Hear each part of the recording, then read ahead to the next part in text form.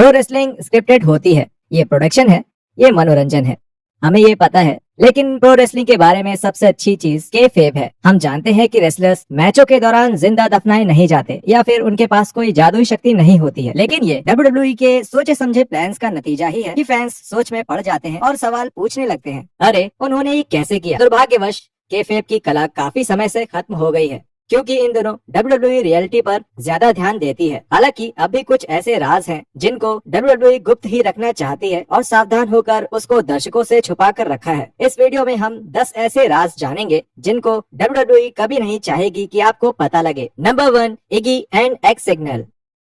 Match के दौरान wrestlers खतरनाक मूव्स का प्रदर्शन कर सकते हैं।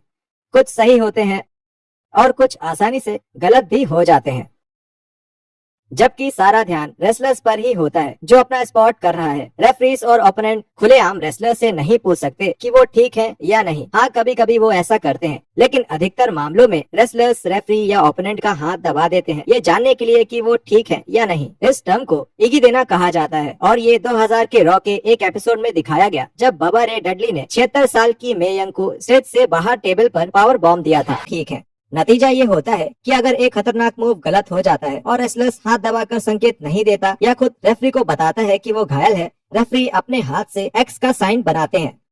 एक फैन ने ये रॉ के एक एपिसोड में पकड़ा जब वेड बैरेट चोटिल हो गए थे और उनकी एल्बो डिसलोकेट हो गई थी।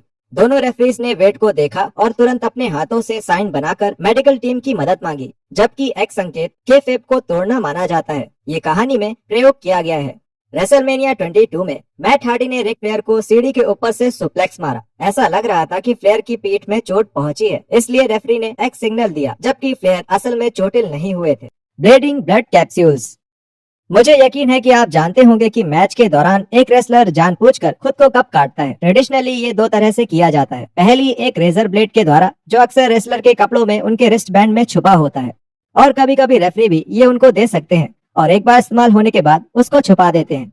दूसरा मुश्किल तरीका है, मतलब किसी औजार से खुद को मारना जिससे भी कट आ जाता है, जैसे रेसलमेनिया 31 में ब्रॉक लेसनर का खून बह रहा था।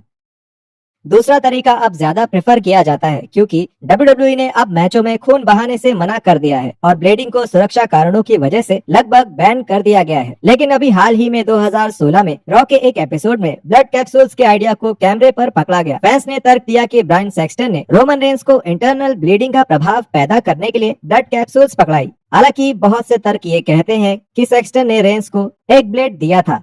WWE के कुछ रेसलर्स जैसे टेज ने इस बात से साफ इनकार किया कि प्रोफेशनल रेसलिंग में ब्लड कैप्सूल का कभी भी इस्तेमाल होता है।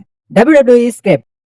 80 और 90 के दशक में प्रोमो को बहुत अलग तरीके से कंट्रोल किया जाता था। रेसलर्स के लिए अपने प्रोमो में निर्देशों के मुताबिक कुछ बदलाव करना एक आम बात थी। प्रोमो में इन बदलावों की वजह से कई WWE रेसलर्स ने अपना टैलेंट दिखाया। आज के समय में WWE प्रोमोस बहुत ज्यादा स्क्रिप्टेड होते हैं, जिसमें WWE के लेखक पहले से ही सारी योजनाएं बनाते हैं। 2014 में रॉ के 14 अप्रैल के एपिसोड की पूरी स्क्रिप्ट सबको दिखाने के लिए ऑनलाइन लीक हो गई थी। डॉक्यूमेंट में जॉन सीना और ब्रे वाइट के बीच हर एक शब्द के लिए पूरी तरह से स्क्रिप्टेड प्रोमो दिखाया गया।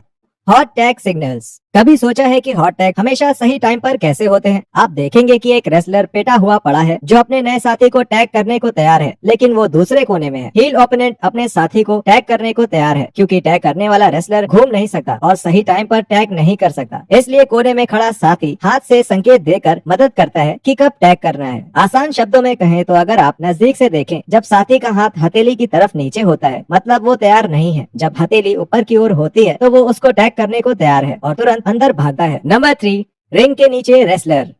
ऐसा कई बार हुआ है जहां रेसलर और उनमें सबसे प्रसिद्ध अंडरटेकर रिंग के नीचे से आए हैं या तुरंत रिंग में दिखाई देकर अपने ओपोनेंट को आश्चर्यचकित किया है। क्या रेसलर इवेंट की शुरुआत से ही रिंग के नीचे होते हैं? रिंग के नीचे 2 घंटे तक इंतजार करते हैं? क्या वहाँ चोर दरवाजे हैं? ये स्पॉट निश्चित रूप से रहस्यमयी है और सही समय पर होना चाहिए। हालांकि जब आप लाइव शो के दर्शक हो तब ये रहस्य बर्बाद हो जाता है और एक एड ब्रेक के दौरान आप कुछ रिंग के स्टाफ को पूरी तरह से काले रंग के कपड़ों में देख सकते हैं। उनके बीच में ही रेसलर होते हैं जिनको रिंग में दिखाई देना होता है। जैसे 2015 के इस व्लॉग में अंडरटेकर को अपने रिंग क्रू के साथ दिखाया गया। वो तब तक के लिए रिंग के नीचे छुपते हैं जब तक कि लाइट थोड़ी देर के लिए हल्की नहीं हो जाती और रिंग में तैयार होने के बाद दिखते हैं। यह भी कहा जाता है कि सही स्पॉट के लिए रिंग के नीचे मॉनिटर रखा जाता है।